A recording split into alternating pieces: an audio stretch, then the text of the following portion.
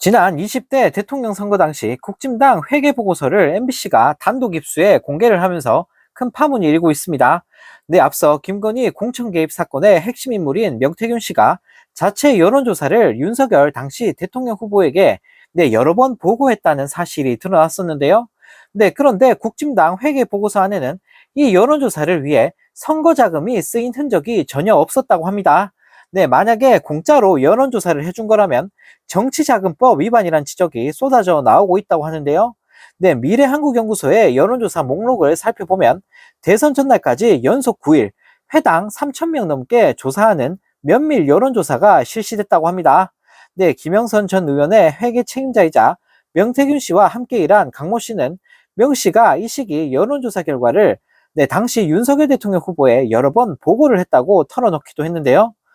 또 대선 직전 윤 대통령에게 뭔가를 보고했다는 명시 본인의 녹취도 공개가 됐었습니다.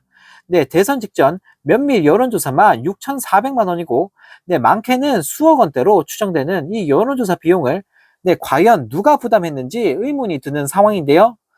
그런데 MBC가 국진당이 중앙선관위에 제출한 회계 보고서를 단독 입수해 확인해 본 결과 110여 쪽에 달하는 보고서에 미래한국연구소란 이름은 아예 없었다고 하는데요. 또 강 씨 역시 미래한국연구소가 여론조사로 돈을 받은 적이 없다라고 밝히기도 했다고 합니다. 이 때문에 만약 돈도 받지 않고 무료로 여론조사를 해줬다면 정치자금법 위반이라는 지적이 제기되고 있다고 하는데요. 이에 선관위원회 관계자는 여론조사 비용 같은 거는 정치활동을 위해서 필요로 하는 거기 때문에 정치자금이 맞다. 규정되지 아니한 방법으로 정치자금을 기부하거나 받을 수가 없다라고 되어 있다라고 지적했다고 하는데요. 또 만약 사비로 비공식 여론조사를 했다 해도 왜 그런 건지 불법 여지는 없는지 여러 문제가 남는다고 합니다. 대통령 부부가 쌍으로 돌아가면서 사건 사고를 치고 있으니 정말 나라 꼴이 말이 아닌 것 같습니다. 그런데 윤석열 여론조사와 관련된 충격적인 소식은 이뿐만이 아닙니다. 명태균 씨가 회장으로 활동한 미래한국연구소가 불법 여론조사를 이유로 선거여론조사심의위원회로부터 여러 차례 고발, 경고, 과태료 처분을 받은 사실이 드러났다고 합니다. 박은정 조국혁신당 의원이 여조위 등에서 받은 자료를 보면 여조위는 2019년부터 2022년 미래한국연구에 4차례 고발, 1차례 과태료, 3차례 경고 처분을 내렸다고 하는데요. 미래한국연구소는 2019년 3월부터 4월 경남 창원 성산 재보궐선거를 앞두고 거주지 등이 확인되지 않은 전화번호 19만 개를 이용해 9차례 여론조사를 한 혐의로 같은 해 7월 경남 여조위로부터 고발이 됐다고 합니다. 그런데 더 이상한 건 김영선 전 국진당 의원은 이 무렵 미래한국연구소의 대표였다고 하는데요. 그는 대표 자리에서 2019년 4월에 사임을 했고 같은 해 9월에 사내 이사에서 물러났다고 하는데 창원지법은 같은 해 12월 미래한국연구소에 벌금 300만 원, 김 전 의원의 후임인 김모 대표에게 벌금 300만 원을 선고했다고 합니다. 김영선 전 의원은 2020년 6월 치러진 경남 창원 의창 보궐선거에서 당선이 됐는데 이 과정에서 명 씨가 윤 대통령과 김건희 씨를 통해 김 전 의원 공천을 확정했다는 의혹이 제기가 된 상태인데요. 미래한국연구소는 21대 총선을 앞둔 2019년 9월과 2020년 3월에도 경남 경북 지역구 여론조사에서도 자체 보유 전화번호 등을 사용한 혐의로 각각 고발이 돼 창원지법에서 벌금형을 받았다고 합니다. 또 2022년 지방선거 때도 비슷한 형태의 여론조사를 실시하면서 벌금형이 확정됐고 21대 총선에서도 서울 강남 지역구 불법 여론조사로 과태료 1천만 원이 부과됐다고 하는데요. 그리고 2021년에는 재보궐 지방선거 여론조사 표본 대표성 미확보 등 이유로 3차례 경고를 받기도 했다고 합니다.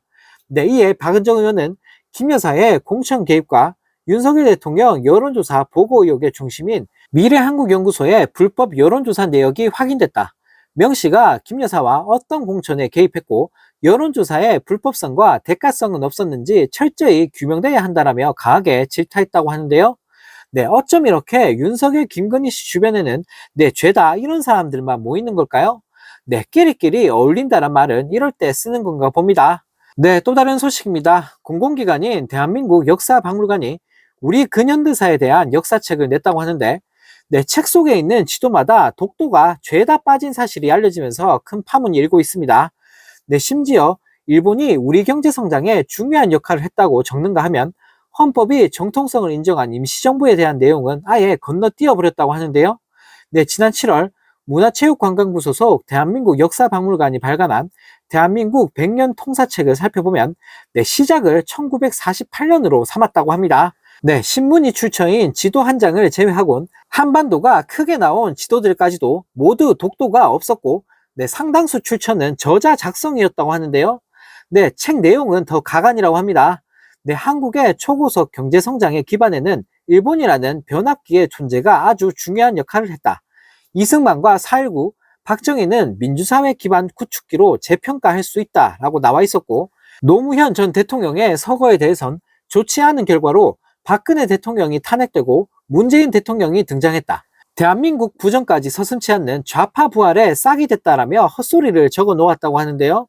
네, 이런 쓰레기만도 못한 책의 저자는 노태우 정부 당시 과학기술처 장관 출신인 김진현 씨라고 하는데 네, 지난 2008년 이명박 정부 당시 건국절 논란을 일으켰던 네, 대한민국 건국 60주년 기념사업위원회 집행위원장이었다고 합니다.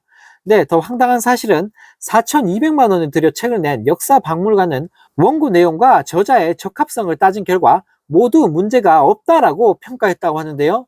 네, 대통령부터가 대놓고 친일 매국노 짓을 하고 있으니 네, 나라 꼴이 정말 말이 아닌 것 같습니다. 네, 이런 가운데 정부의 방사능 관리에 대한 국민 신뢰도가 2021년 53%에서 지난해에는 16%까지 하락한 것으로 나타났다고 합니다.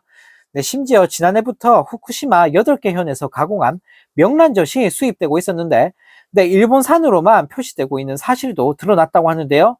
네, 전진숙 더불어민주당 의원이 식품의약품안전처로부터 받은 방사능 국민인식도 조사에 따르면 네, 우리 정부의 방사능 관리에 대한 국민 신뢰도는 2022년 21.7%에서 2023년에는 16.3%로 하락했다고 합니다. 네, 또 일본 정부의 방사능 관리에 대한 신뢰도 조사 결과 국민 10명 중 8명 이상은 신뢰하지 않는 것으로 조사됐다고 하는데요. 네, 현재 우리 정부는 중국, 미국, 베트남에 4명의 식약관을 파견했다고 하는데 네, 원래 일본에도 2022년 4월까지는 식약관이 파견이 됐지만 네, 윤석열 정부 들어 2년 5개월째 일본에 파견을 안 하고 있다고 합니다.